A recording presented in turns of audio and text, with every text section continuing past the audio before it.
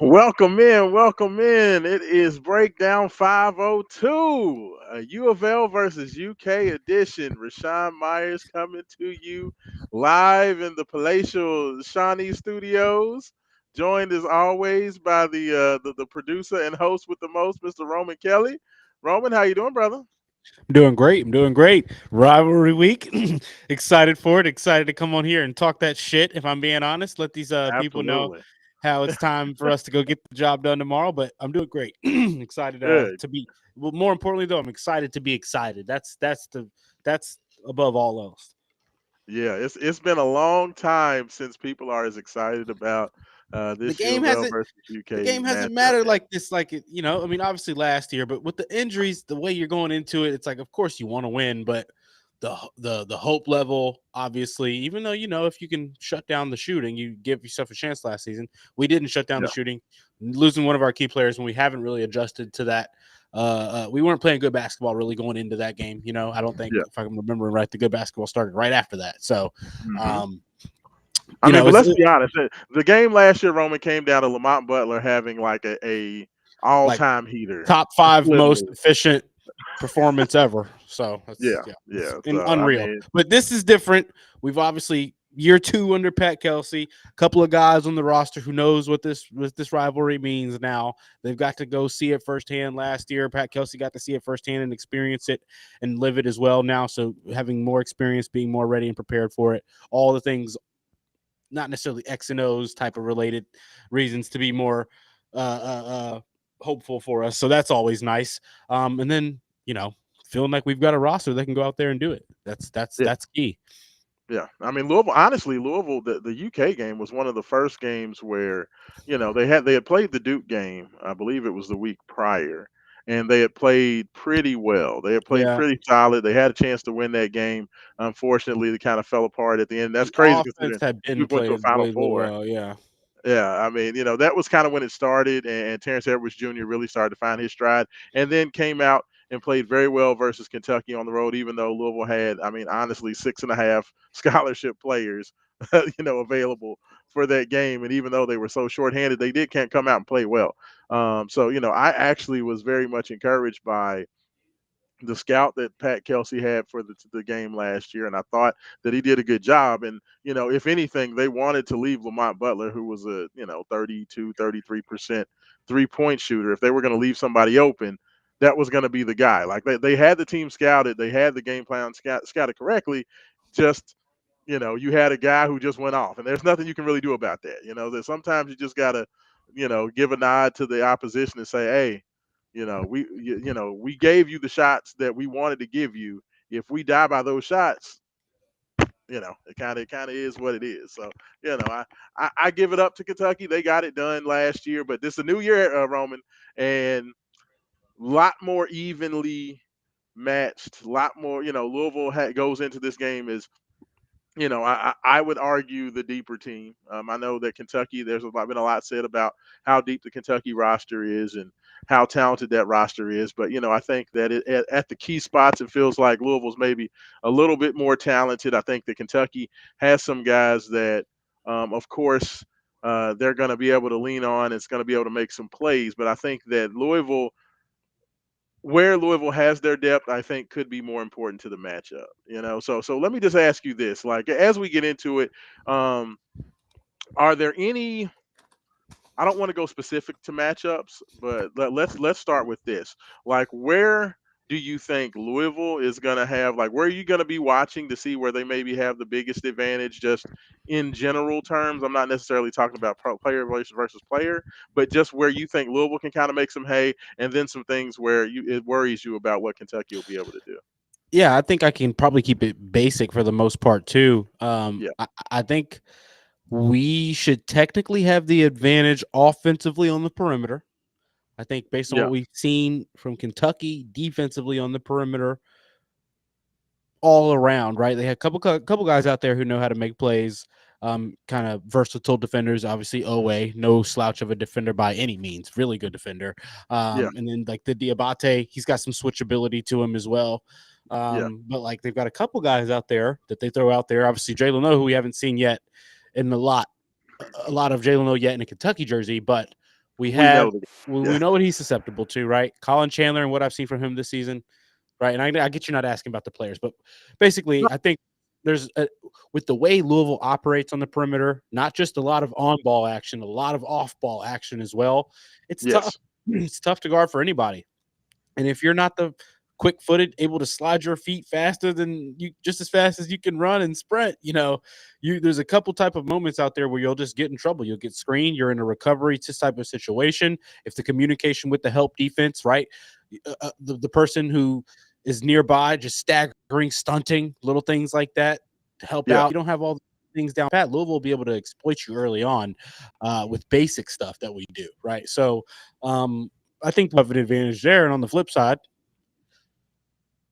we've already kind of seen moments in the games we've had, both in the exhibitions and in our first two regular season games, where you would have liked more pressure on the rim defensively. We would have liked, I feel yeah, like, to allow us resistance from the ball getting to the rim with, I'm not going to say ease, consistent ease, but a handful of moments out there where we're trying to be a little bit overzealous defensively with our pressure, over helping, trying to cheat on a pass. Now all of a sudden there's an uncontested path to the rim for a team that shouldn't be having an uncontested path to the rim.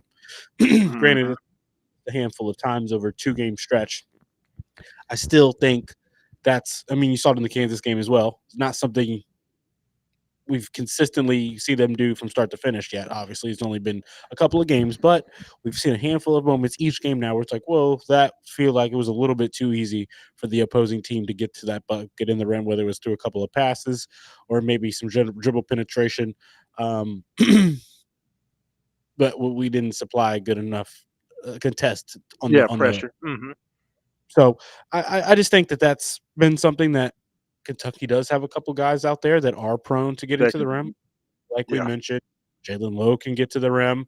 They've got a couple of other guys out there, Aberdeen, that are going to be able to do some things. And then those same guys that we maybe feeling like we can exploit defensively as offensive scorers, pretty much everybody can put the ball in the hoop for them offensively. Now, there's some guys that are in some roles right now that are a little bit questionable for them, a little bit too much decision making, if you ask me. Collar Chandler in mind, he's not a point guard, um, right?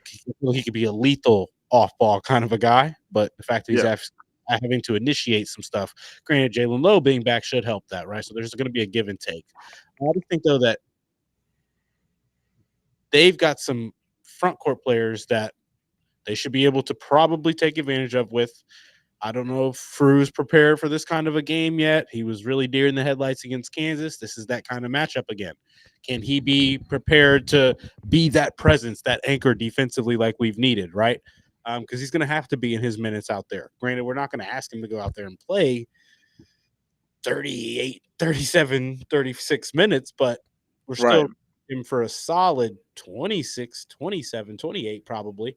And he's going to have to be able to hold his own down there defensively because it's probably going to be a way that they try to attack us, get us moving around a little bit, and then try to get to the rim.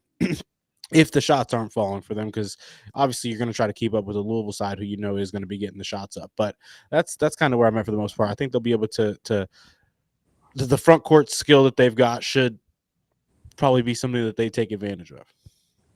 Yeah, no, no, I totally agree with you, and welcome in the third part of this holy trio, Haven Harrington, the architect himself. Haven, how you doing, brother? Man, I'm doing good, man. I'm excited to see hear you guys talk about this debacle happening tomorrow between U of L and UK. This way too early game. Way too early. You know what? I love the fact that it's early. I love the fact that it's early just because it gets on all the Kentucky fans' nerves. I'm okay with it being early because if it annoys them, and especially when Louisville goes out and wins tomorrow, it's gonna really get on their nerves that the game was so early. So I'm gonna like literally say, every time we play now in Louisville, it's always gonna be in November, early November. Like I'm just gonna, I love it. Like anything, the way I look at it, Louisville's been playing this game in mid to late December for just about as long as I've been alive, and Louisville's not won very much. So you know what? If changing it up, switching it up, changes the mojo, I'm all for it. Like I, I've seen us lose that game enough times between Christmas and New Year's, fellas. Like I don't know about y'all, but you know, don't really Yeah, need that I'm in my not life. can't be mad at a change. Yeah. Now, Haven, we were just kind of just opening up and just kind of talking about, kind of I was getting Roman's thoughts on some of the kind of general areas where he thought that Louisville could take advantage of Kentucky and vice versa, where UK maybe had a bit of an advantage there. Let me just ask you, just kind of from your just initial uh, feelings about it. Like I know you are head deep in the football season, even though you may have less reason to be full head on into football now. What are kind of your first thoughts about this matchup, or what you think you're probably going to see out there on Tuesday night, 8 o'clock? Uh, I think obviously I believe that Louisville has the advantage on the perimeter. I think our Yeah, 3-point shooting is way better than what UK has right now. I don't think UK has nearly the 3-point shooters that we have. I don't think UK is nearly as deep as we are as well. I think we can go much deeper on our bench than UK can go. yeah, Um, just from watching the first couple of games, not including exhibition games. So I just talking about the first actual games they played. UK may have an advantage down low, compared to U of L, only because Frew and Zoo they still don't seem to be looking to score as yeah, much or have much of an offensive game with their back towards the rim. Um, and I think that's something the UK could probably exploit is attacking us down low. But I think that's as far as like advantages. I think that's about it. Like if we just go like player to player, I think Louisville may actually have the better roster this time for the first time in almost ever. We could say that Louisville probably has just a better roster top to bottom yeah, than UK does, uh, yeah, which is like something that's almost never happened in the rivalry. Usually UK has the better roster almost always. There's only been maybe literally just a handful of times where UK has not had the better roster. They don't have a Michael Brown. I know that. They don't. They yeah. don't. Which is But you bad. know what? But in this series, you know what? It always happens. UK has some dude come off the bench, score 16 points, who just goes off. It seems like it happens like clockwork. Like every time we play them, there's some dude that has sucked his entire career, decides to put this two-man cape on and just wrecks, and then just disappears after that. It's fair. That's fair. I mean, and it has happened. I mean, like me and Roman said at the top. I mean, Lamont Butler goes 10 for 10, scores 30 points on 10 shots. Insanity. What that dude was able to do last year. So I mean, yeah, it does seem like that's always been that way. But new year, new team. I don't really believe in the whole curses and all that stuff. I think that yeah, definitely UK has had Louisville's number, but I think there's a lot of extenuating circumstances to a lot of that I don't think exist here in 2024, 2025. So I don't really worry about it. Now, as far as what I see, of course, you can look at the shooting. You can look at kind of for being an advantage for Louisville, the interior play or the post play being a big advantage for Kentucky. But kind of a couple things that I thought about just from what I've seen, because y'all know I dive in. I've watched every Kentucky game throughout. Every minute. I've watched every Louisville game throughout every minute, of course. And I think the two places that maybe not are not getting talked about a lot, where I think this game could be where Louisville could take advantage, is I don't trust Kentucky's ball handling. Like, I know that Jalen Lowe is a dynamic ball handler, and he's a guy who's quick and shifty and can get into the lane. But outside of him, none of the rest of their guys really strike me as very strong ball handlers. And the way Louisville likes to kind of blitz the ball handlers on pick and roll defense, the way they like to kind of help down and slap away on the perimeter on drivers, I think that that's a spot where we could see Louisville take good advantage and maybe force a few more turnovers than we're expecting on some of these less than capable ball handlers. Like I think Otega Owe is a decent ball handler. I don't think he's necessarily a great ball handler. Same thing with Mo Diabate, who likes to do a lot of dribbling on the perimeter as a big guy.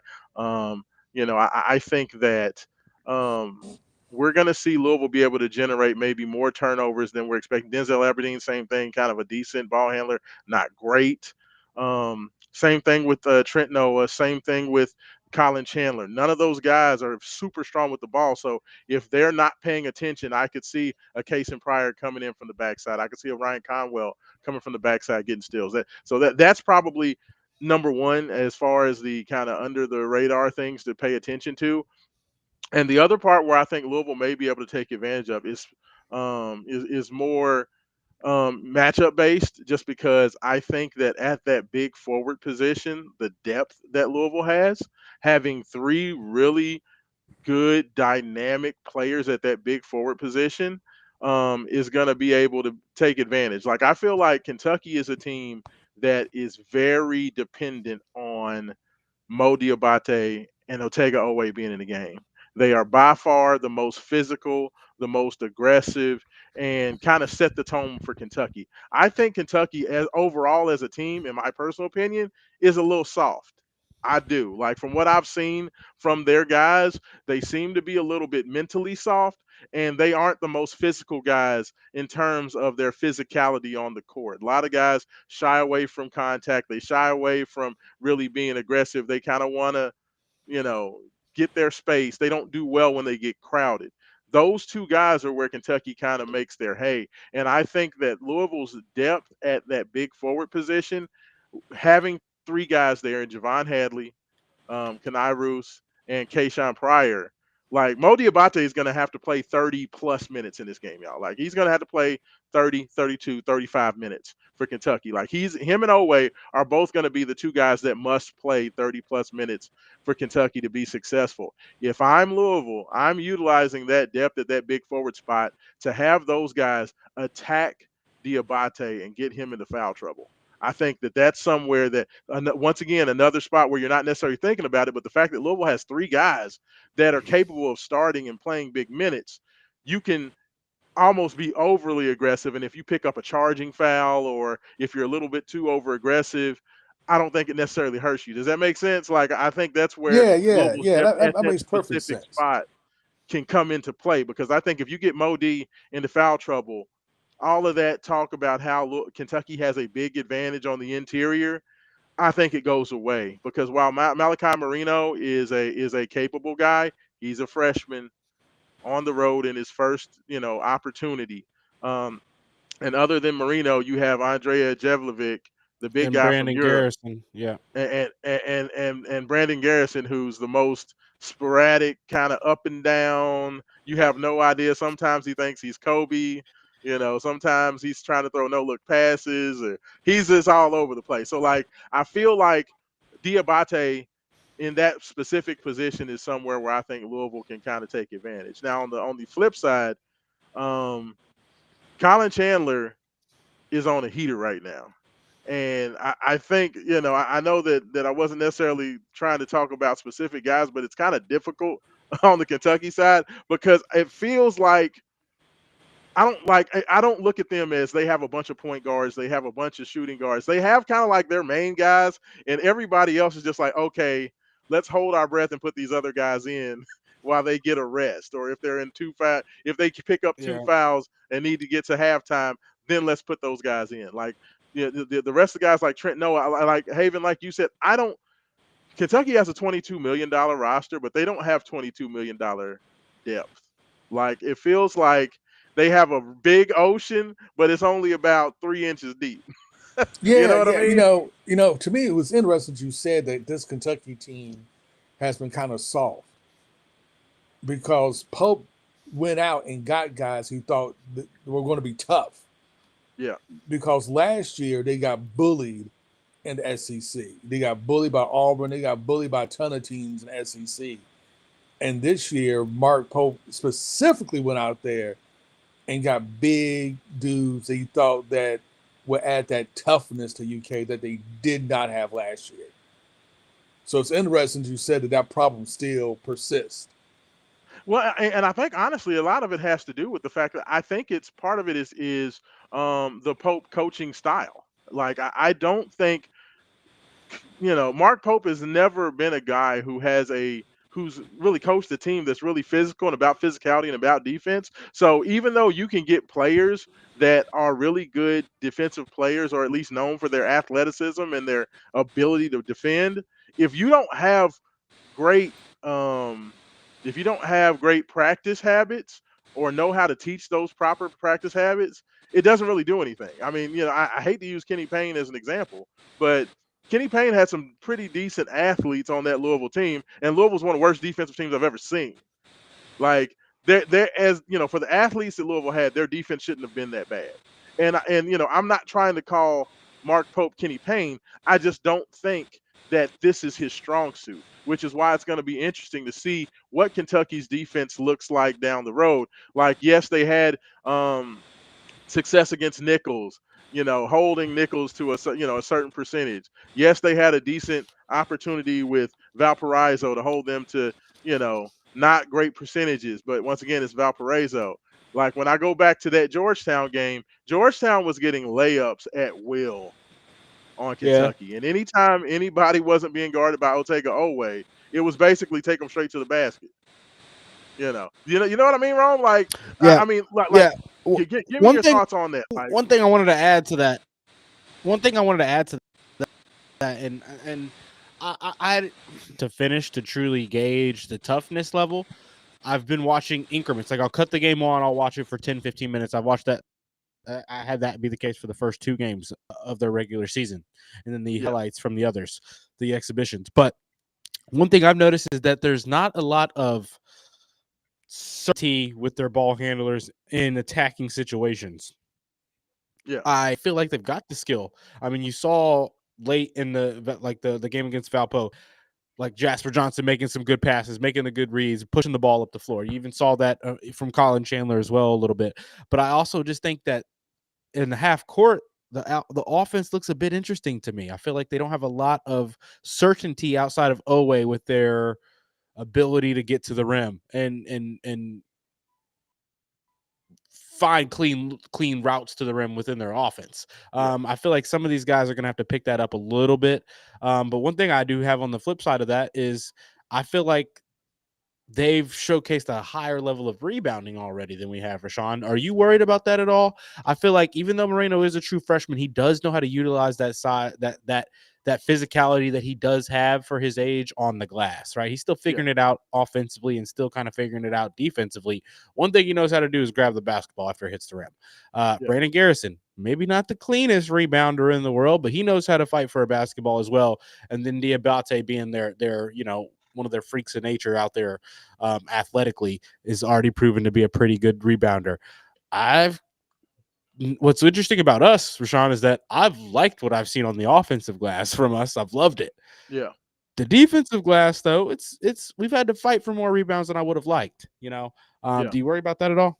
I mean, honestly, I feel like, and I was just checking the numbers from the Jackson State game, because of course I have the stat book from the JSU game here. But Louisville's actually done a really good job of limiting second chance opportunities. That's been the one thing where Coach Kelsey actually talked about the fact that the two things that he really looks at is the percentage of their makes that they get back.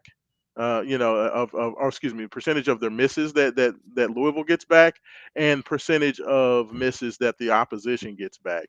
And Louisville was rebounding their own misses at, I believe, 41% clip last game. And Coach Kelsey said that the best offensive rebounding team in the nation last year got back like 38 and a half, 39% of their misses. So that was something that he tracked. Whereas just to give an example, in the last game, Jackson State, which of course is a smaller team, they only got back of their what they had, see about 42 missed shots on the game. They only got 7 of those misses back. So a much smaller percentage. So I mean that's kind of where I look at it, is just that that true offensive rebound number. And Louisville's not been bad with that so far. Even honestly, um, against Kansas, they weren't terrible. They actually ended up out rebounding Kansas overall by about 14 rebounds.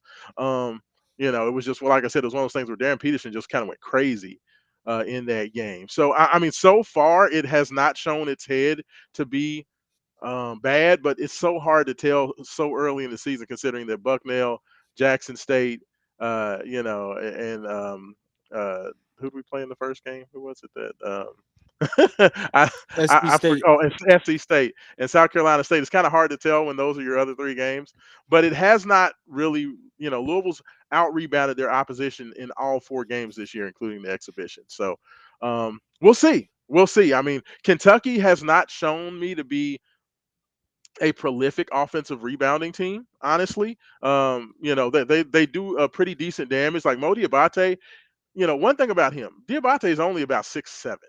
Okay, he's like a 6'6", 6'7", undersized kind of hustle man power forward. He's very aggressive getting to the basket and very strong once he gets there to be able to kind of bump you off and finish. But he's not your traditional, he's not going to throw it. You're not going to throw it down to him and let Mo go. Mo is kind of I'm going to take advantage of the smaller defender. I'm going to bully to the basket, and the bigger defender, I'm quick enough to kind of use my skill to get around him, or if he backs off of me, I can knock down a jump shot. That's kind of the way he plays. So it's kind of more of opportunistic. That's why I'm very excited about that matchup between he and Hadley. I just think that is going to be worth the price of admission, because that's just two strong, tough, aggressive alpha male Mhm. type guys. Um, so I mean, it'll be interesting. Like Malachi Moreno's kind of been up and down in the rebound department. He was 18 and 10, I believe, last time out. And he's a guy who has all of the ability in the world. TJ Walker, I do listen to KRC, and he thinks that Malachi Moreno is going to be a draft pick at the end of this year. I don't, I don't I haven't seen that yet. But I think that's where Kentucky's going to try to make their hay. The only problem is between Garrison likes to hang so much time out at the 3-point line. He's not necessarily in position to rebound. So we'll see. We'll see. There's still so much unknown this early in the season that a lot of these storylines are going to get figured out in real time Yeah, on Tuesday night. I think Moreno could be a second round pick just because he's so young. They like this draft class. Nobody wants to be the one to miss out on somebody like that.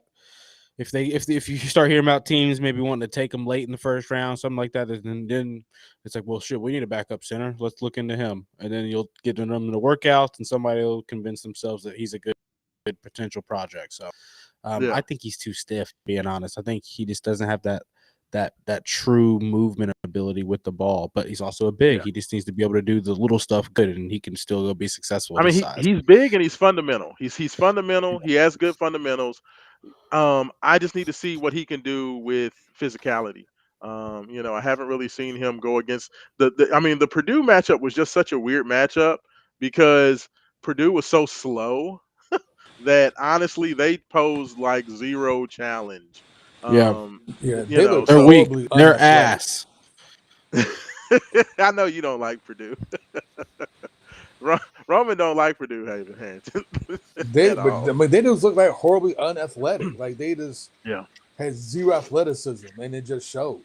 Yeah, well, they're unathletic, especially with the way they were trying to play. They were trying to test out this whole two big lineup, and I just don't know.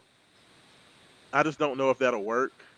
Like from what I saw, I just don't know if they have the athleticism, especially because, like, I talked about with Diabate being kind of that athletic, undersized kind of big guy. You got some big, slow, plodding dude out there. Mo D's gonna make feast on that all day long. So I just it'll be interesting. I like the fact that there's still a lot of unknown. It feels to me, Roman, and you can tell me if you think of Haven the same way. It feels like Louisville is closer to understanding who their identity is. It feels like I think like they know more of what they want to be, where Kentucky is still trying to figure that out. It's tough because I think part of them being in that spot was Jalen Lowe being out. A lot of what they're going to do offensively is going to start with him. It's going to start with him and Owe together, and not being able to have that and letting guys kind of play out of position and not out of position, but out of role, right? Out of tendency, I call it. That was going to show, right? Colin Chandler's not tendency in this kind of offense is not being the initiator, right? It's coming off those screens and having the green light, right? Which you see when he does those kinds of things, he can hit them. Or if he's just even like catching things, getting downhill, one or two dribbles and making a decision, he's got all the skill in the world, right? You don't need to be out there trying to break his man down and get downhill and create for others. It's not his game. Little things like that, right? Jalen Lowe comes back. Now you got Colin off ball again. Or when he is on ball, it's in those moments where this decision making for him is very basic and very simple. And now he gets to look like one of the more offensively skilled guys on the floor. So it's tough because I think we're going to see an improvement in some of that clunkiness. But like you said, Jasper Johnson's not the strongest ball handler. Colin Chandler up against the Ryan Conwell, who's putting his chest up in his ass, is not getting by him. Trent Noah, right? That's he's not. Can I get switched on to Trent Noah when they start doing the dribble handoff stuff that they do? He's not even going to put the ball on the floor.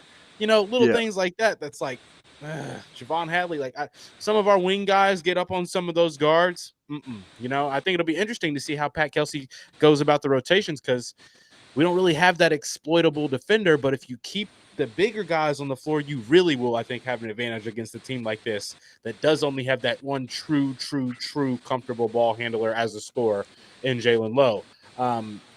Granted, I'm calling it now that this is going to be the Jasper Johnson game. Like the rookie or the freshman in the same class as Michael is going to come in here. Colin Chandler going to have a couple turnovers. Trent Noah going to show he's not really, ready for this type of offensive game out there in this kind of game. Jalen Lowe going to do his thing in terms of getting to the rim, getting to the free throw line.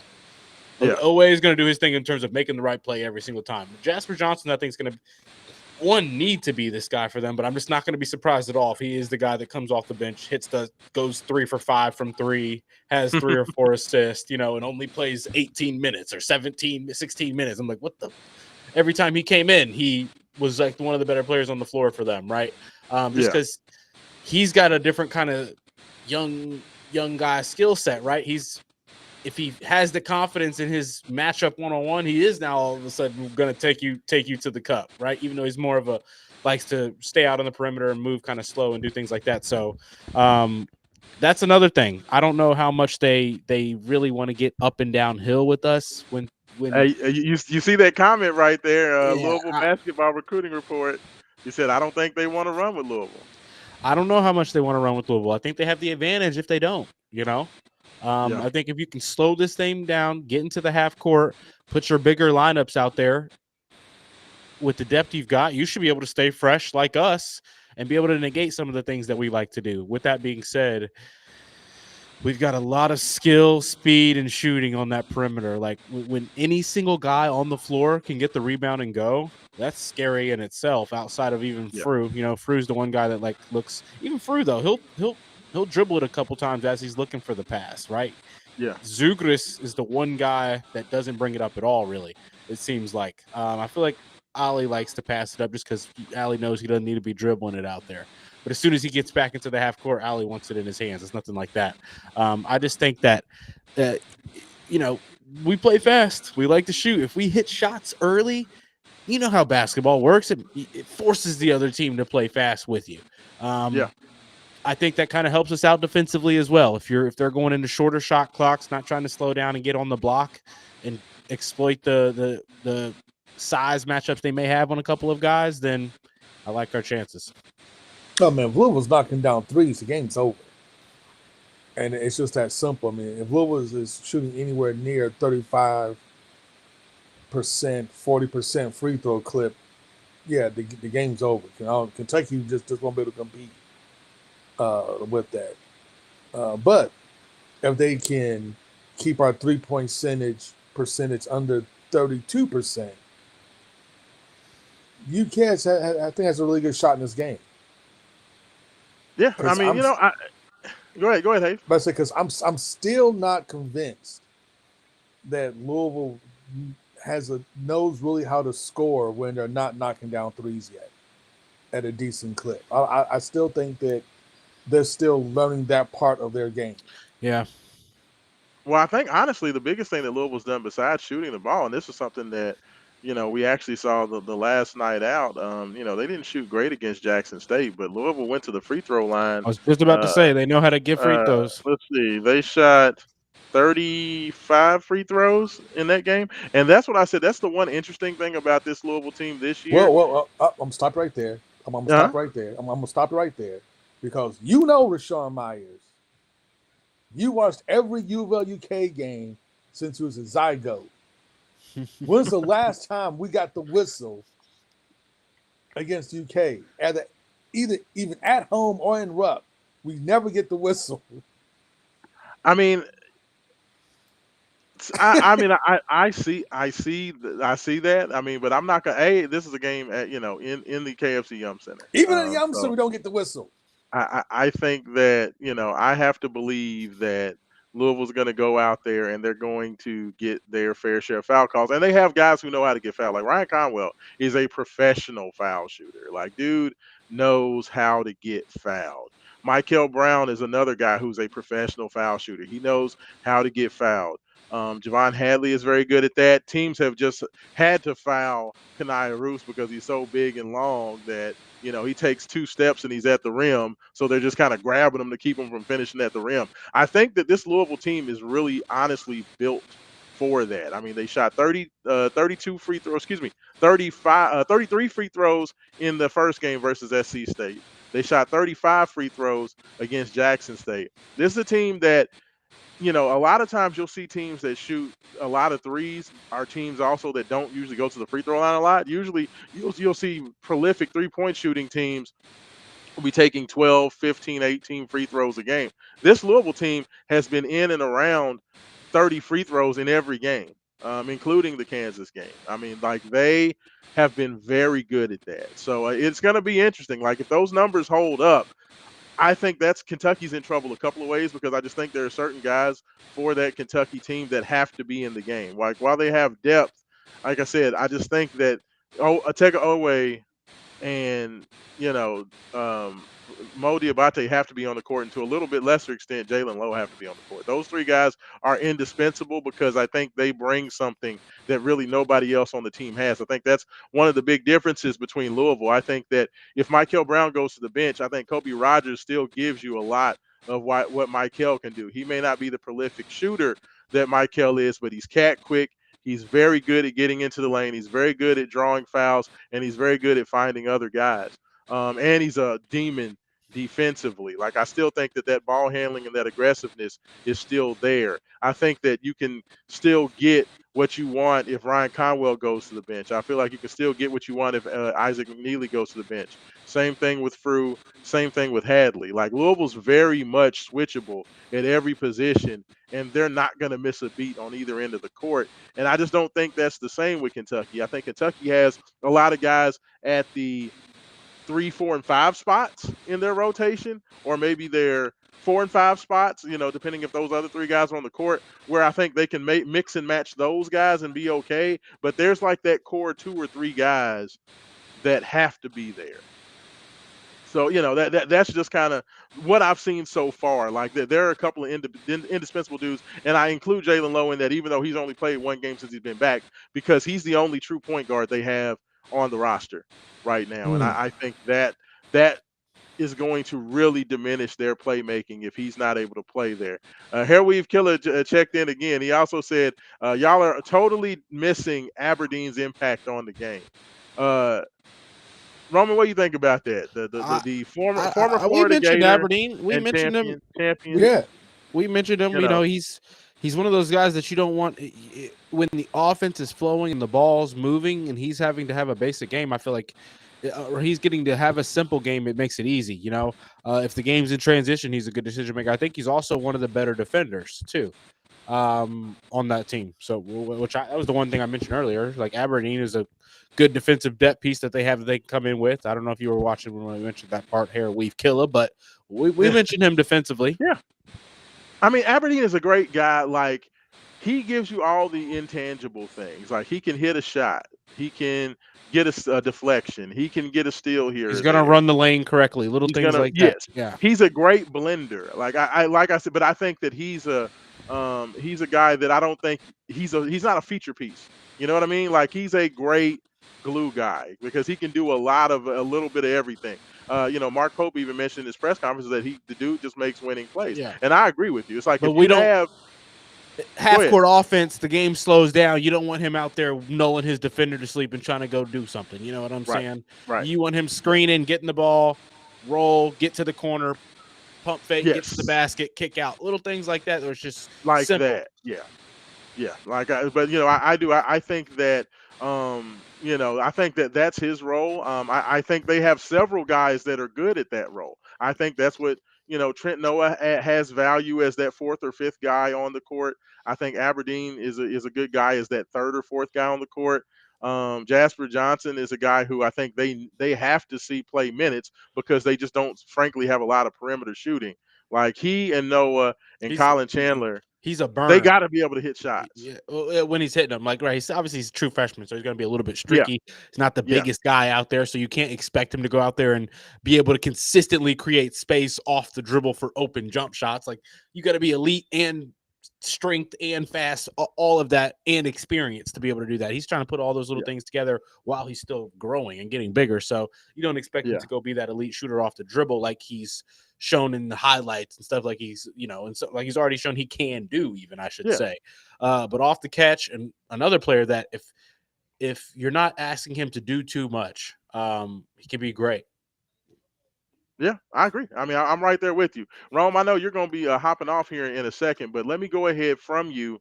Give me your key matchups that you're going to be looking out for, and then kind of go ahead and give me your thoughts on the game and maybe a Yeah. score prediction that we can get you on out of here, Doug. Jalen Lowe and Michael Brown Jr. Obviously, I think it goes both ways on this one.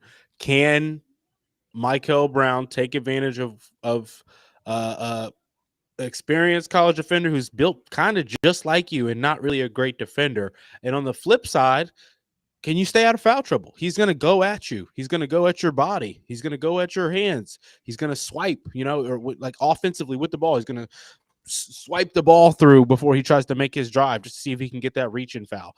Little things like that. He's really, really savvy when he starts his slash. He gets the blocking and reaching fouls on the first dribble a lot of the times, at least from what I remember of last year.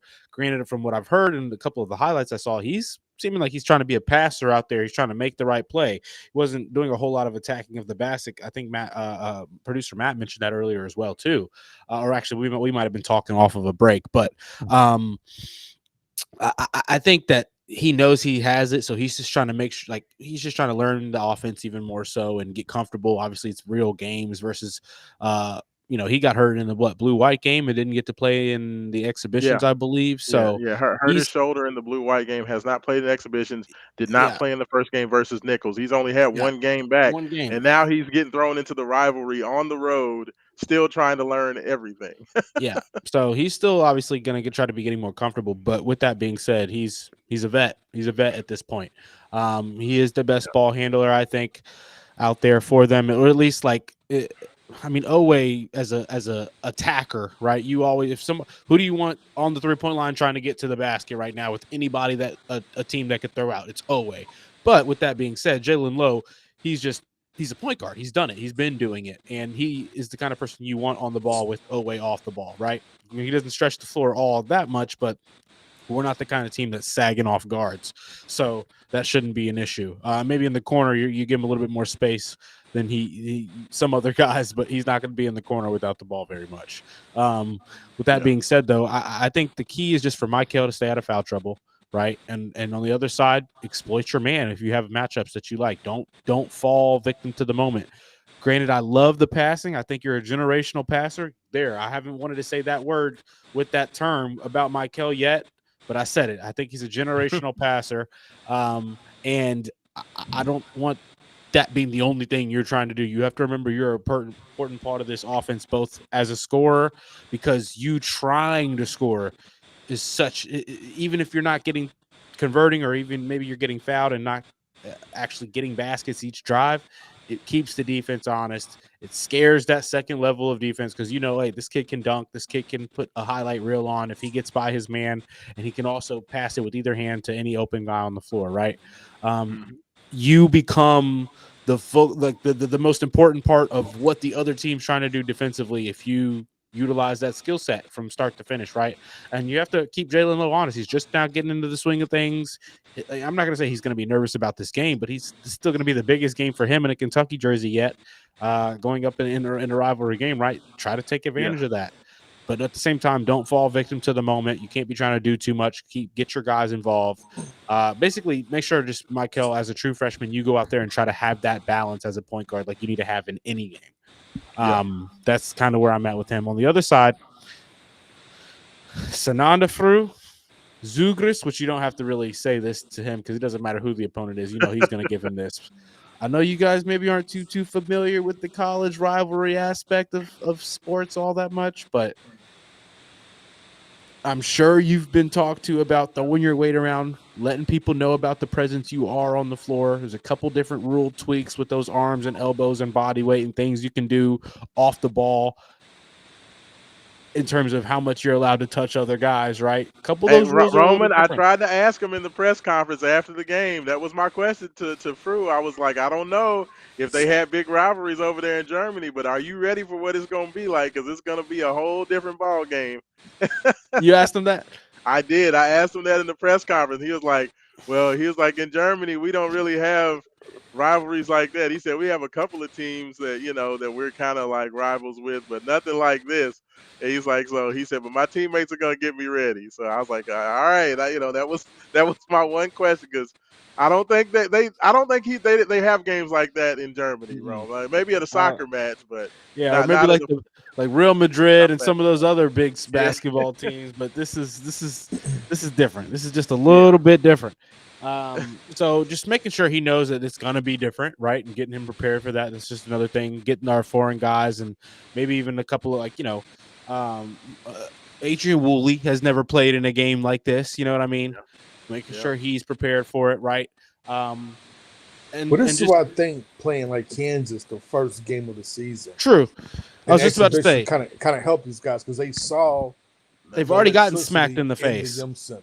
So, there's nothing you're going to see tonight that you haven't already seen. Whether that's some guy hitting 3 contested threes in a row and feeling like you just got all your momentum taken away by one player and you defended that one player well, even, right? You've seen that already, technically. It's already happened to you. That's not something you're honestly, I'm going to tell you right now, Kentucky's big men aren't as good as Kansas big men. Bryson Tiller and Flory Bundiga, those dudes are nice. A little different level than the Kentucky. Like Kentucky has some good big guys, but they're not like those Kansas big guys were a great preparation in my opinion.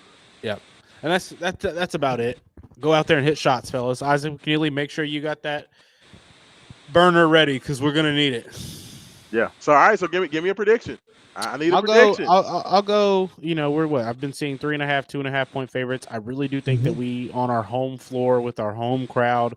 I've been seeing the ticket prices. It seems like there's a lot of seats sold. Granted, you're going to see a good amount of blue in there, but I think you'll see more red than blue, and that's obviously exciting. But with that being said, I think having already played on your home floor against a team that smacked you around, getting to go out there and now I don't know how do you even say it, like, reward the fan base for what they got to go see against Kansas at the start of the season by saying, hey, actually, we're good, we're ready.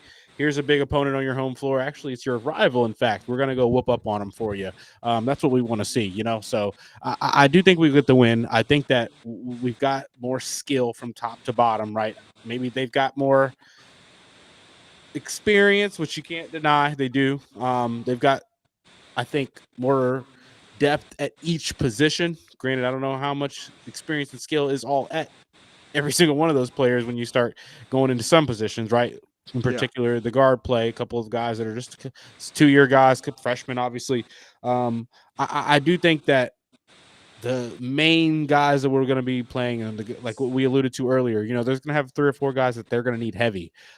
We've got about 7 that we can use pretty heavily. So yeah, I think that just kind of gives you a little bit of advantage. We should be able to stay a little bit fresher. I think a couple guys get more minutes just because they're not going to be in blowout fashion. We've seen that they've got their kind of starters and their non-starters. So I think that we should be able to stay a little bit fresher, and late in the game that should be able to give us an advantage.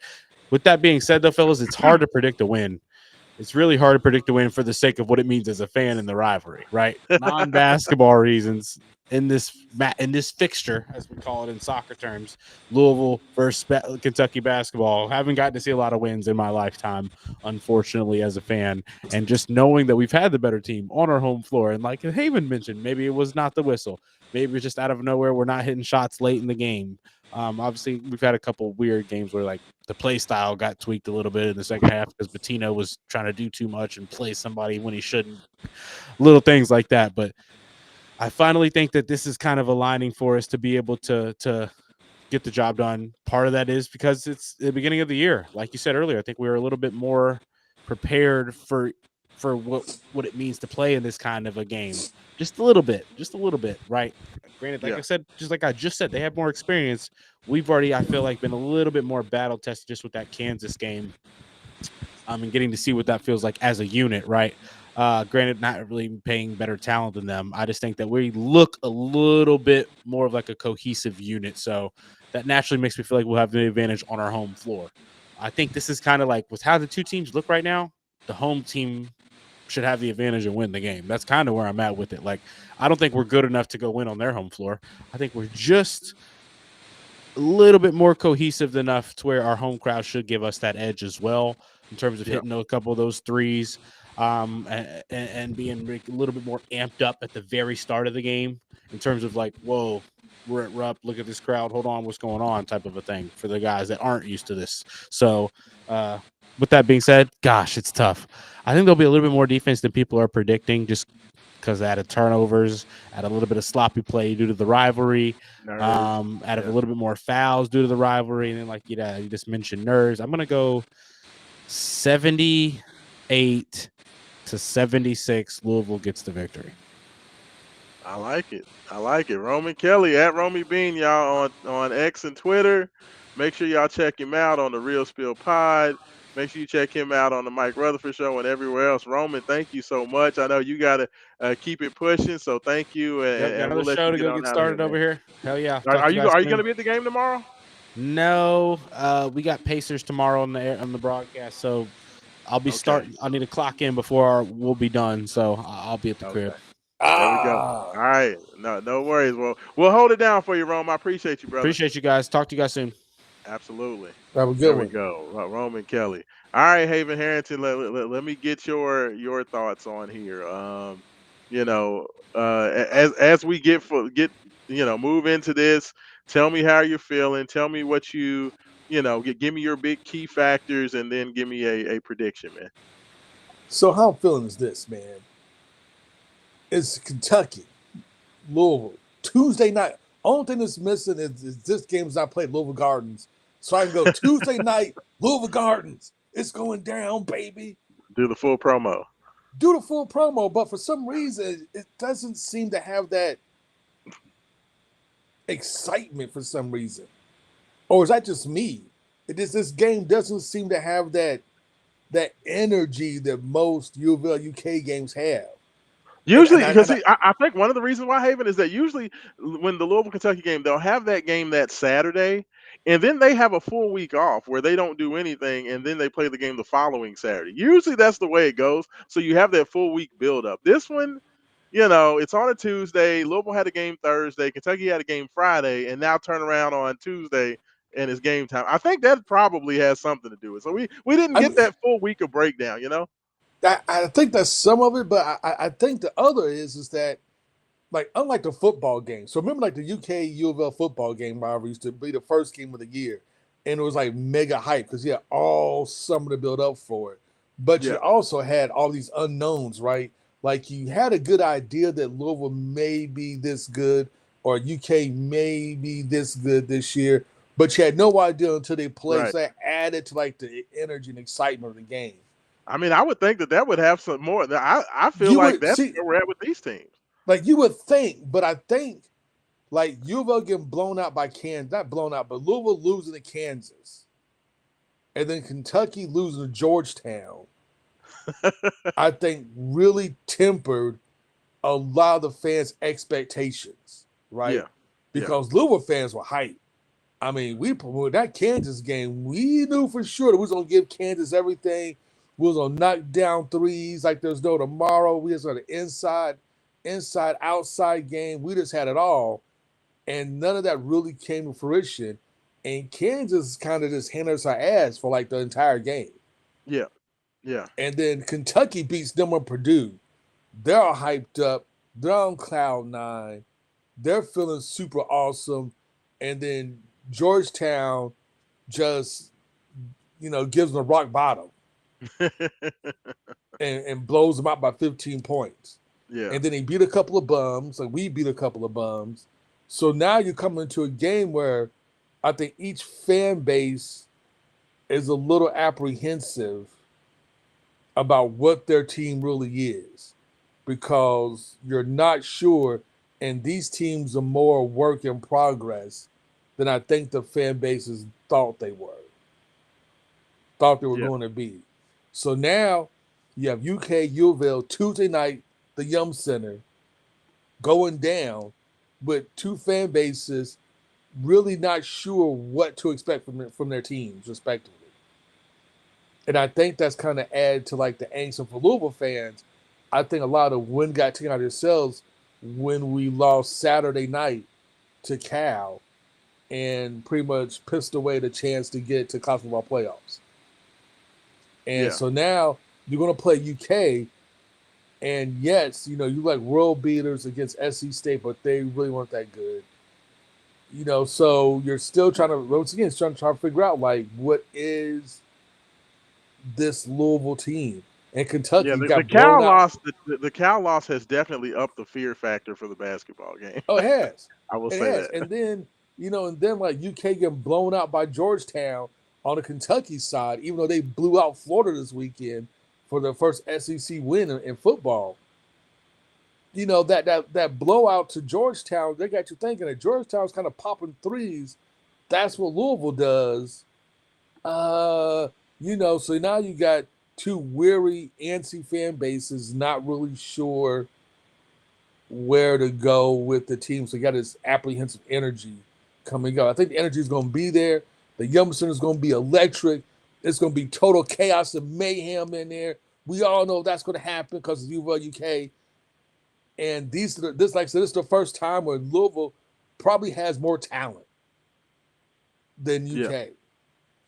And Louisville fans apprehensive once again because one, the first team, the big team that you played this year, even though it's an exhibition game, you lost to them. So now playing Kentucky. But number two, we've already sucked against Kentucky. Let's be honest.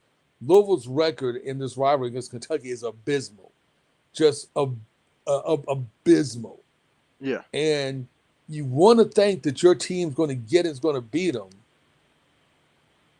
but UK always finds a way to win this game regardless. So just for whatever reason, they always find a way to win this game. So you want to get hype. You want yeah, to, but you have to temper that energy. So that's why I go into this game.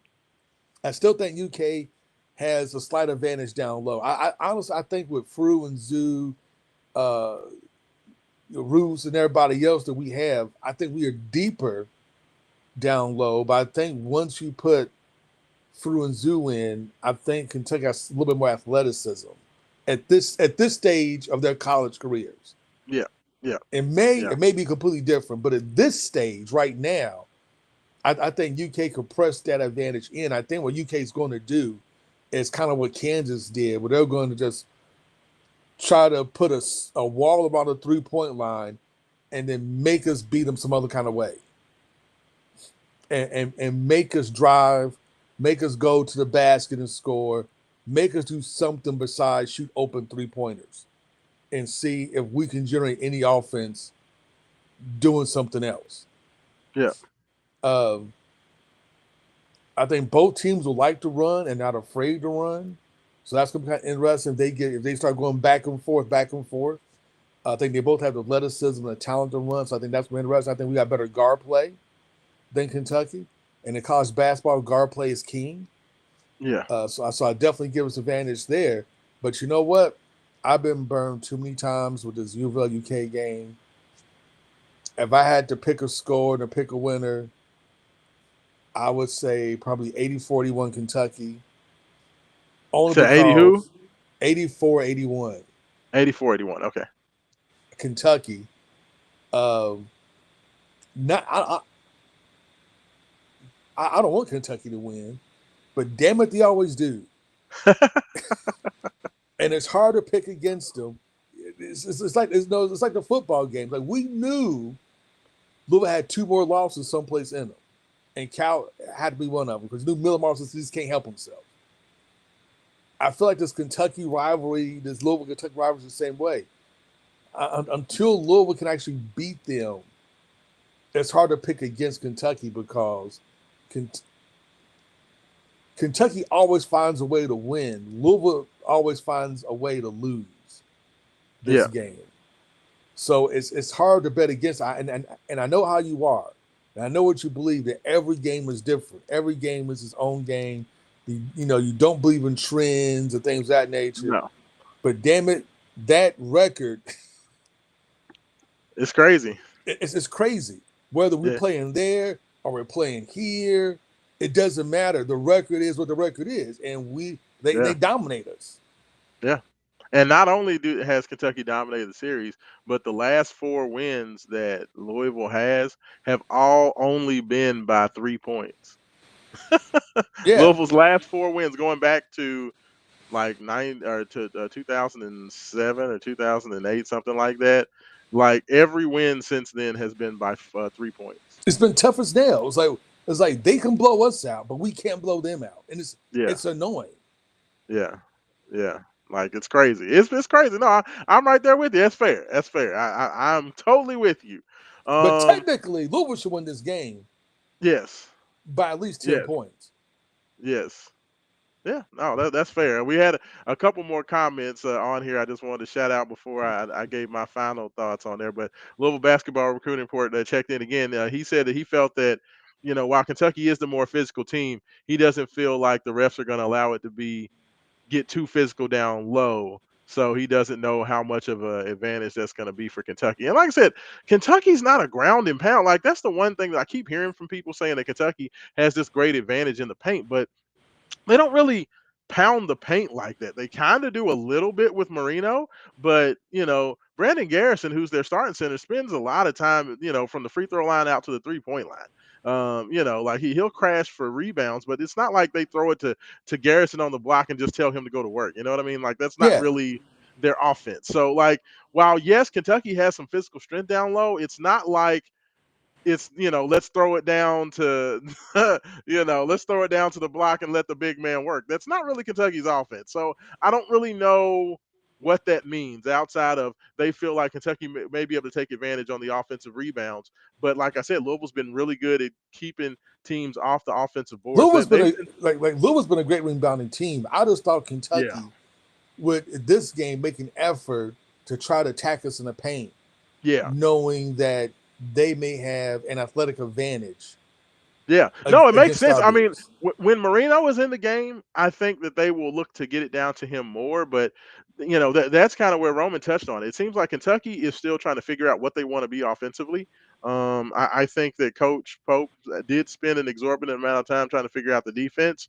And with that, a lot of what Kentucky's done offensively has been kind of most of it's just been one on one. Let's give it to Otega, see what he can do. Let's give it to Colin Chandler, see what he can do. Let's Well, the give it to biggest problem is you like, know, but the biggest problem is Pope and Kelsey kind of similar as coaching philosophies where they want to shoot a lot of threes, yeah, but Pope went extra hard on getting tough yeah. guys. He doesn't have a team that fits Yeah, his normal offensive system.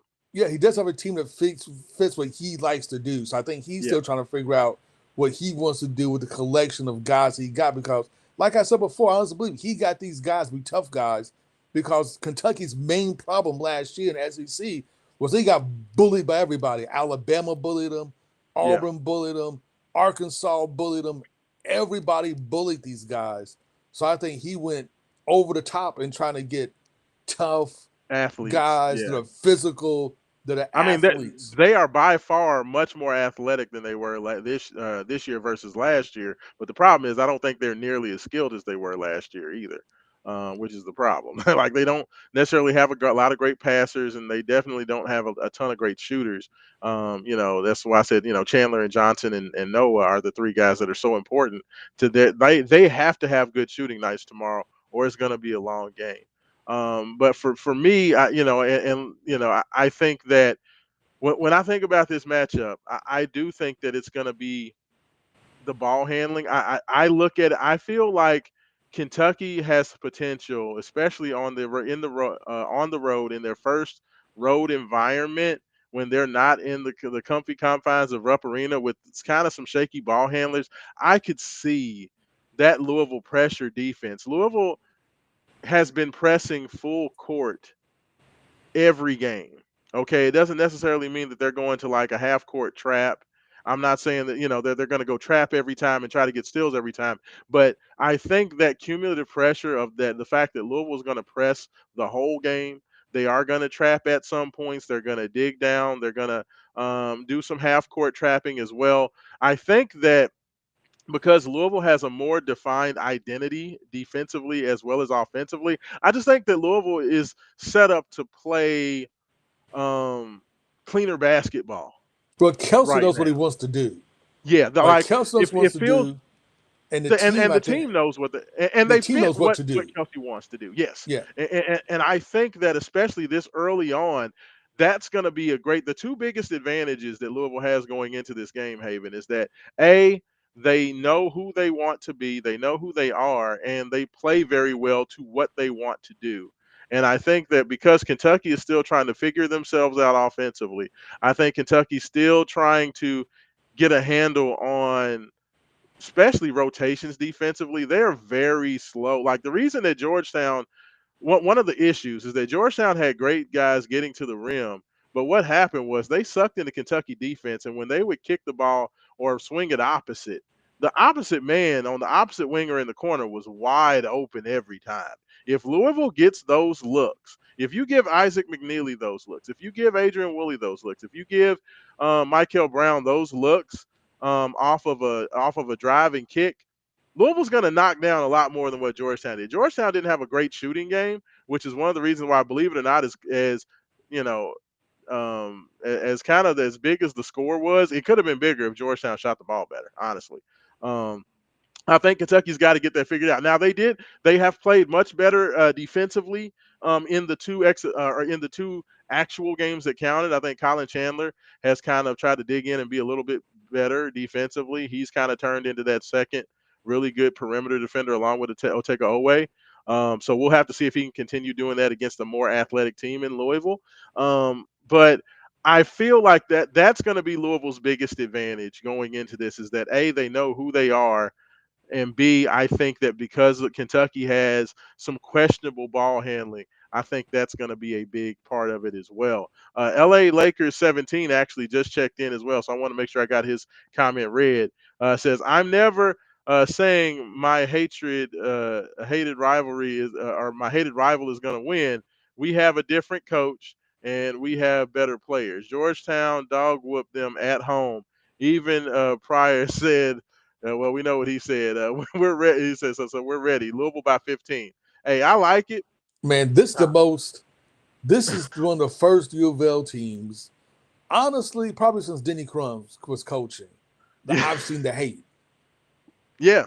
And Haven, that's the one thing you've said about this rivalry for basketball and football is the one thing that UK and that has always had that their coaches, whether it be Stoops, whether it be Calipari, they understood the assignment of making those teams hate Louisville and play They with had that to hate hate. energy. And You know? Louisville's only had to hate in football. We've never really had to hate in basketball. So Yeah. once Denny Crum left, we've never had to hate in basketball. Chris Yeah. Mack wasn't here long enough to instill the hate. Kelsey, I think, is trying to, and Yeah. I think Kelsey is understands it, but I don't think No, I it's think well, Kelsey is a guy who naturally has a chip on his shoulder. You know what I mean? yeah. Like he always feels like he has something to prove. So I think that just comes naturally that he's going to be feisty. His team is going to be feisty. But He Rick did say never that he had to wished hate. that, huh? Said Rick never had to hate. No, no, not at all. Rick was just more nervous and tight more than anything, and I think he spazzed out his own team most of the time because he was so damn tight. He just couldn't really handle it. But no, like, but getting back to what I said, I think that Louisville's going to be able to force more, maybe more turnovers than we're expecting. I think that if Louisville can find a way to attack Mo Diabate, I like that matchup of Hadley, Pryor, and Roos as a group versus Mo Diabate because I just think that we have more bodies we can throw at him, and if they can get him into foul trouble, force him into some toughness, you just continue to physically go at him. Over 30, 35 minutes, I expect for him to play. I think that Louisville can find an advantage there. As far as on the Kentucky side, I think Jalen Lowe being back does help them. Colin Chandler is going to be key. I think that honestly, even more than Otega Owe, I think that Colin Chandler may be, and I know this is odd to say, Haven. I think Colin Chandler might be the most important player in this game for Kentucky because he's been the one guy that set the tone through the first two regulation games. I mean, he had multiple threes against in the second half against Nichols in their first game, which kind of made everybody feel better. Yeah, I think he hit 4 threes in the second half of that Nichols game when they shot horribly in the first half. They were 1 for 12 from three in the first half against Nichols, and they came back and had a decent second half. And Chandler hit 4 threes in that game.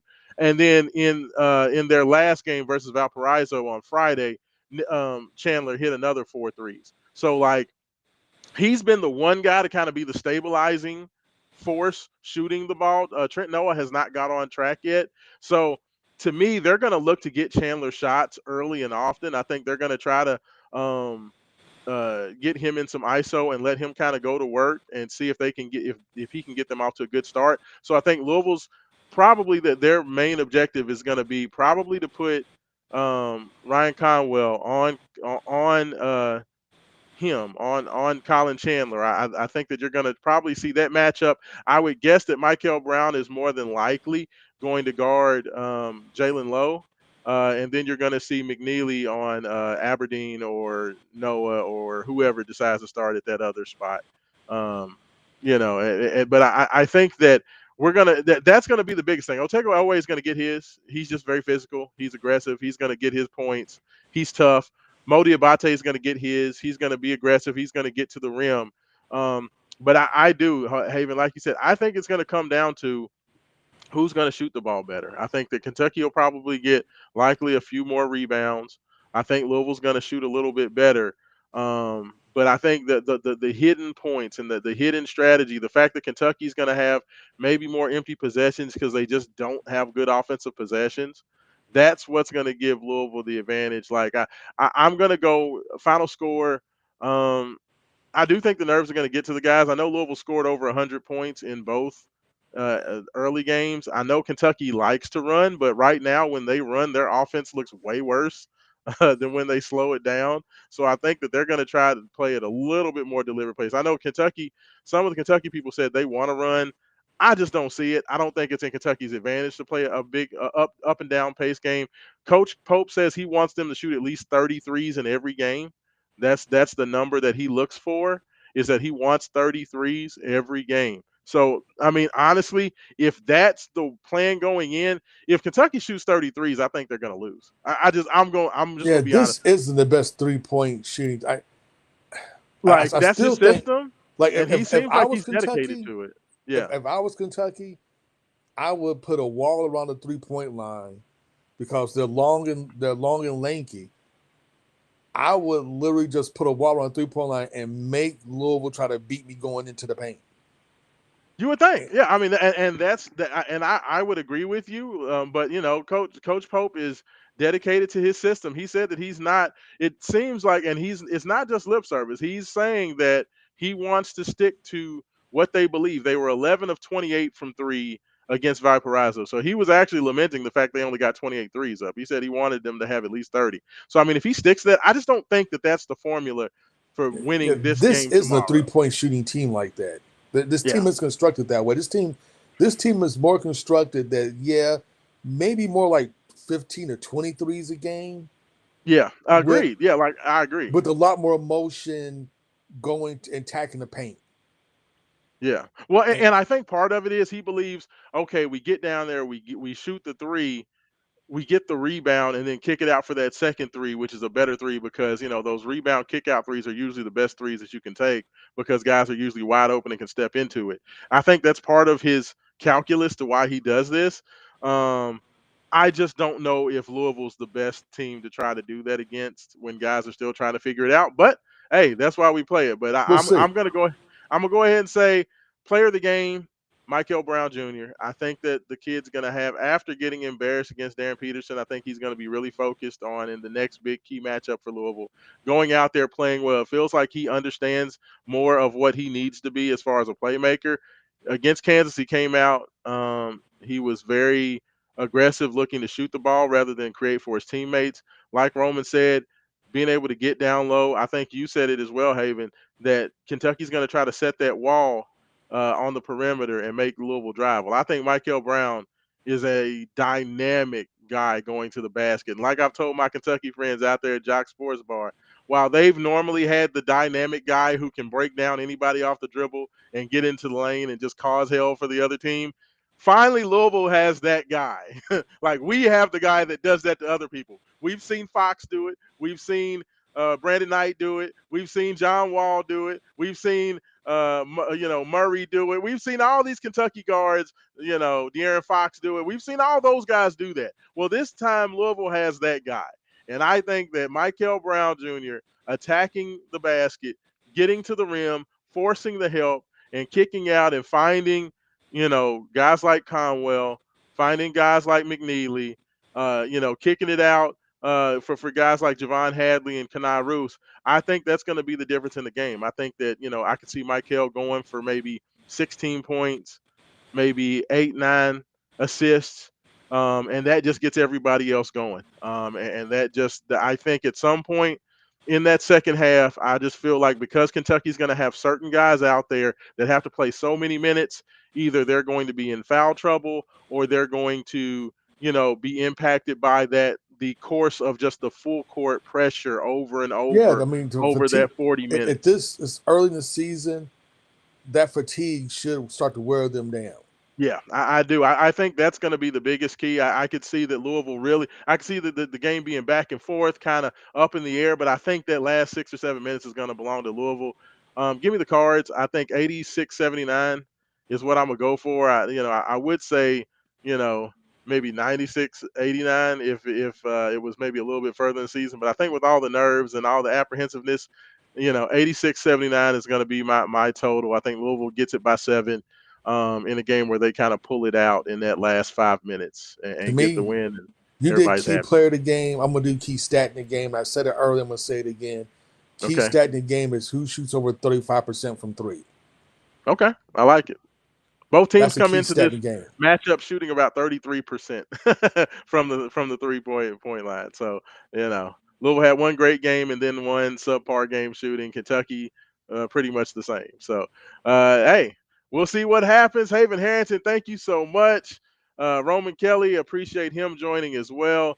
This is Raashaan Myers. Make sure you guys go like, subscribe, get out there. Main Event Sports on YouTube.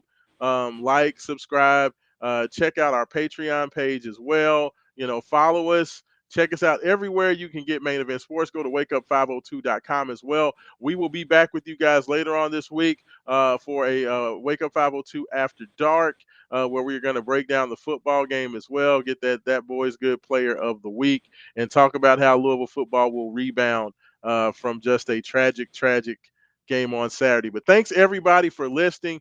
Check it out. Check it out on replay. For Raashaan Myers, is Haven Harrington, like we like to end every show, without struggle. Hey, there is no progress. Hey, peace, y'all. Go Cards, baby.